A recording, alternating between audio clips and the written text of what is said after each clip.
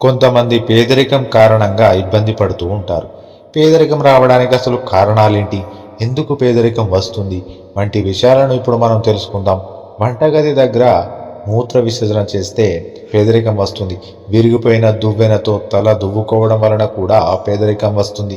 విరిగిపోయిన వస్తువులను ఉపయోగిస్తే కూడా పేదరికం వస్తుంది. ఇంట్లో చెత్తని ఎక్కువగా ఉంచడం వలన కూడా పేదరికం ఉంటుంది. బంధువులతో తప్పుగా ప్రవర్తించడం వలన కూడా పేదరికం వస్తుంది.